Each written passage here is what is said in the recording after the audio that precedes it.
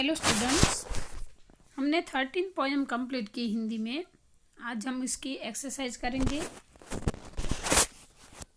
Book में सबसे पहले ऊपर कवि का नाम काका हाथरसी, उनका जन्म हुआ था 1906 में और उनकी मृत्यु हुई थी 1995 यानी कि 1995 में।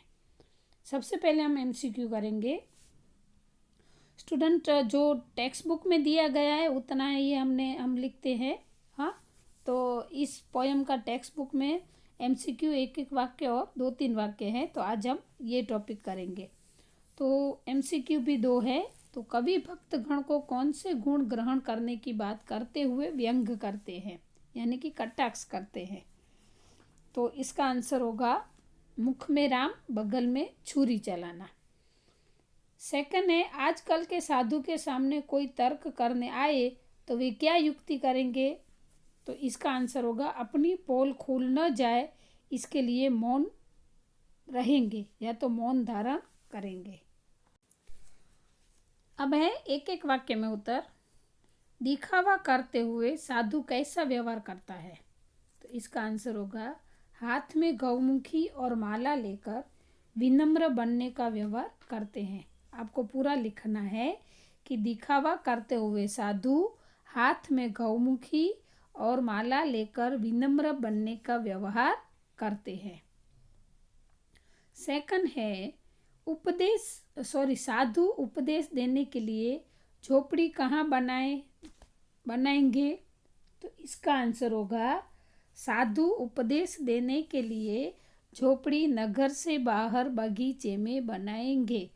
स्टूडेंट, यहाँ पे मैंने सिर्फ शॉर्ट में आंसर लिखे, लेकिन बोलती हूँ वो पूरा बोलती हूँ, इसलिए आपको लिखना पूरा है। हाँ, ये मेरी बुक है इसलिए मैंने शॉर्ट में लिखा है, लेकिन आपको पूरा आंसर लिखना है जैसे मैं बोलती हूँ।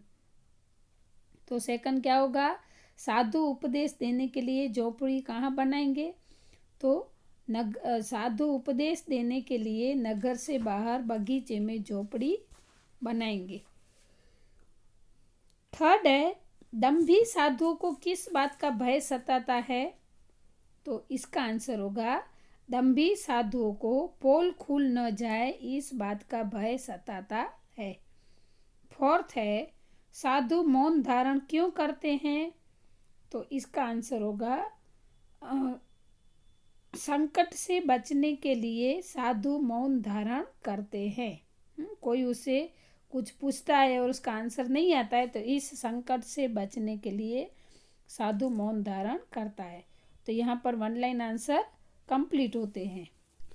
अब 2-3 वाक्य में उत्तर। ढोंगी साधु भक्त जनों को क्या उपदेश देते हैं। तो इसका आंसर होगा ढोंगी साधु राम नाम जपते हैं, पोथी पढ़ते हैं और गौमुखी में हाथ डालकर माला जपते हुए दूसरों पर छुरी चलाने का काम करते हैं। पाखंडी होते हुए नम्रता का ढोंग करते हैं, अज्ञानी होते हुए ज्ञानी होने का दिखावा करते हैं और सीधे साधे लोगों को मूर्ख बना के अपना भला करते हैं। रिपीट करती हूँ वापस से। ढोंगी साधु राम नाम जपते हैं, पोथी पढ़ते हैं और गौमुखी में हाथ डालकर माला जपते हुए दूसरों पर छुरी चलाने का काम करते हैं। पाखंडी होते हुए नम्रता का ढोंग करते हैं, अज्ञानी होते हुए ज्ञानी होने का दिखावा करते हैं और सीधे साधे लोगों को मूर्ख बना के अपना भला करते हैं। सेकंड क्वेश्चन है, मौन रहकर ढोंगी बाबा लोगों को कैसे ठगते हैं। तो इसका आंसर होगा अज्ञान और अनपढ़ लोग साधु बनकर बैठ जाते हैं, या तो अज्ञानी और अनपढ़ लोग साधु बनकर बैठे रहते हैं या तो बैठ जाते हैं। कुछ न जानते हुए भी सब कुछ जानने का दिखावा करते हैं। धर्म के बारे में कठिन सवाल सामने आते हैं तो मौन व्रत का बहाना बनाकर जवाब देने से बच जाते हैं। इस प्रकार मौन रहकर ढोंगी बाबा लोगों को ठगते हैं। वापस से बोलती हूँ, अज्ञानी और अनपढ़ लोग साधु बनकर बैठे रहते हैं। कुछ न जानते हुए भी सब कुछ जानने का दिखावा करते हैं। धर्म के बारे में कठिन सवाल सामने आते हैं तो मौन व्रत का बहाना बनाकर जवाब देने से बच जाते हैं। तो इस प्रकार ढोंगी बाबा लोगों को ठगते हैं। थर्ड क्वेश्चन है, निष्काम सेवा करने वालों को क्या करना चाहिए? तो इसका आंसर होगा, निष्काम सेवा करने वालों फल की आशा रखे बिना कर्म करना चाहिए। निष्काम सेवा करने वालों को फल की आशा रखे बिना कर्म करना चाहिए। निष्काम कर्म से ही स्वर्ग नरक से छुटकारा मिलेगा। कवि के मत से फल की इच्छा हो तो पपीता खा लेना चाहिए। अगर पाप हुए तो उससे मुक्ति लेने के लिए काशी जाना चाहिए। वापस से बोलती हूँ कि निष्काम सेवा करने वालों फल की आशा रखे बिना वालों को फल की आशा रखे बिना कर्म करने चाहिए। निष्काम कर्म से ही स्वर्ग नरक से छुटकारा मिलेगा।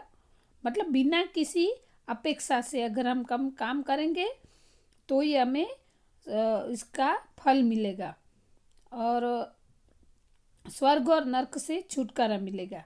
अभी कवि के मत से फल की इच्छा हो तो पपीता खा लेना चाहिए।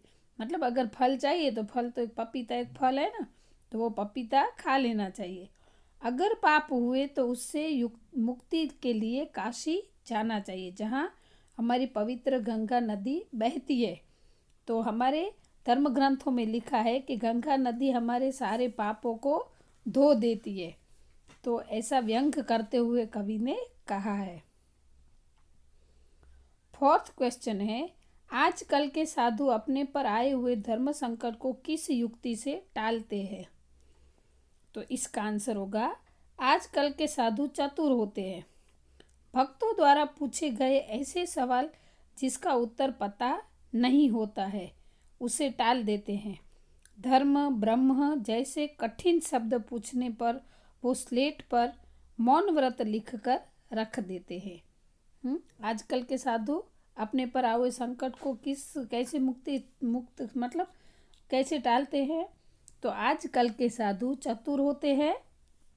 भक्तों द्वारा पूछे गए ऐसे सवाल जिसका उत्तर उनको पता नहीं होता है उसे वो टाल देते हैं। धर्म ब्रह्म जैसे कठिन शब्द पूछने पर वो स्लेट पर मौन व्रत लिखकर रख देते हैं ताकि हम उन्हें कोई ऐसे क्वेश्चन पूछ भी ना सके। तो स्टूडेंट्स, यहाँ पे ये इस चैप्टर की इस पोएम की एक्सरसाइज कंप्लीट होती है। हाँ, जैसे टेक्स्ट बुक में है वैसे ही हमने किया है। इसका ग्रामर सेक्शन हम बाद में करेंगे। तो यहाँ पर ये वीडियो पूरा होता है। अस्तु।